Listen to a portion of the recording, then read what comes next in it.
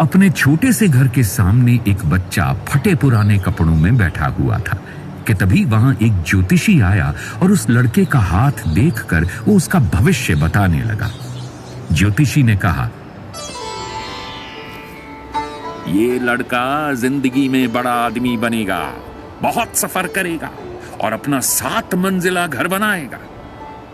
ये सुनकर वहां मौजूद लोग हंसने लगे और कहने लगे, ये अमीर बनेगा। लड़का भी हंसने लगा, पर उसने सोचा कि क्यों ना किस्मत आजमाई जाए। तो वो लड़का मुंबई गया, बड़ा आदमी बना और उसने 7 मंजिला इमारत भी बनाई। उस लड़के का नाम था नुसेरवान जी टाटा। ये थे जमशेद जी टाटा के पिता।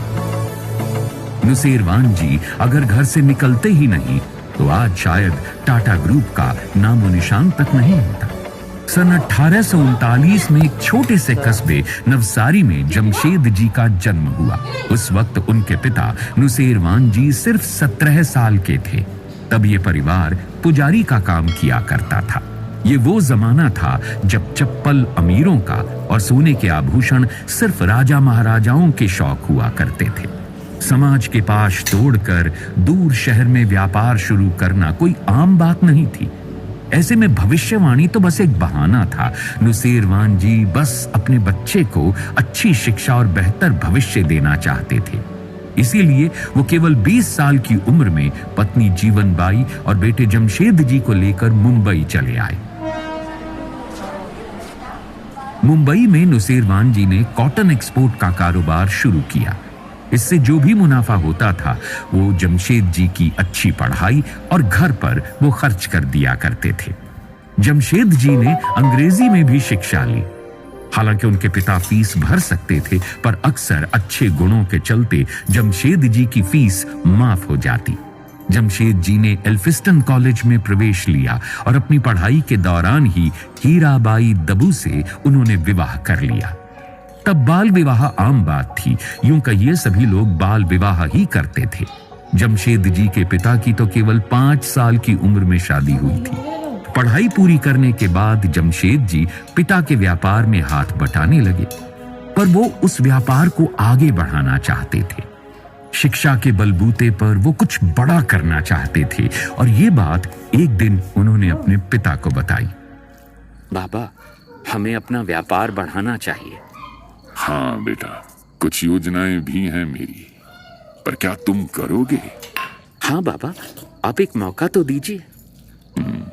मैं सोच रहा था तुम हांगकांग चले जाओ और वहां व्यापार बढ़ाओ। जी बाबा, मैं आपको बिल्कुल निराश नहीं करूंगा। और फिर 1858 में निकल पड़ा 20 साल का नौजवान हांगकांग। बिल्कुल अपने पिता की तरह पत्नी हीराबाई और बेटे दोराब जी को लेकर एक नए कल की खोज में वहां उन्होंने जल्द ही अपनी एक कंपनी शुरू की जो चीन में रुई और अफीम निर्यात करती और उसके बदले भारत में चाय, दालचीनी, रेशम, कपड़े, चीनी और सोना आयात किया जाता। अफीम का नाम सुनकर आप चौंकिए मत। सिविल वॉर का दौर था। युद्ध में घायल सैनिकों को दर्द से निजात दिलाकर फिर से लड़ने के लिए तैयार करने में उन्हें अफीम खिलाई जाती थी। तब ये लीगल भी था और इसकी मांग भी थी। 1861 में जमशेद जी ने देखा कि इंग्लैंड जो अमेरिका से रुई आयात किया करता था वो आयात सिविल वॉर की वजह से बंद हो गया है और उन्हें यहां पर मौका दिखाई दिया। जमशेद जी ने भारत से इंग्लैंड दुगने भाव से रुई निर्यात करना शुरू की और व्यापार देखते ही देखते इतना बढ़ने लगा कि 1864 में वो कारोबार के लिए लंदन जाकर सेटल हो गए। उन्हें अब लग ही रहा था कि वो पिता के दिए शब्दों पर खरे उतर रहे हैं कि तभी 1865 में अमेरिका का सिविल वॉर खत्म हो गया और इंग्लैंड दोबारा अमेरिका से सस्ते दामों में रुई खरीदने लगा। बहरहाल जमशेद जी की कंपनी बहुत घाटे में चलने लगी। निवेशकों ने पैसों का तकाजा करना शुरू कर दिया। जमशेद जी ने सबको भरोसे में लेकर पैसे लौटाने का वादा किया और निवेशकों के कहने पर खुद की कंपनी में लिक्विडेटर के तौर पर 20 पाउंड सैलरी लेकर वो काम करने लगे। उधर मुंबई में भी व्यापारियों के बुरे हाल थे। कुछ रुई के व्यापारियों ने तो आत्महत्या तक कर ली थी।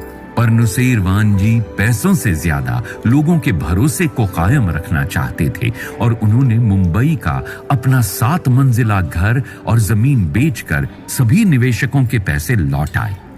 टाटा परिवार शून्य हो गया था, पर अनुभव बाकी था और अनुभव की ताकत हाथों की लकीरों तक को बदल देती है।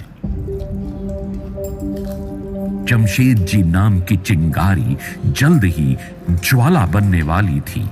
वो अब व्यापार नहीं बल्कि बिजनेस करने वाले थे।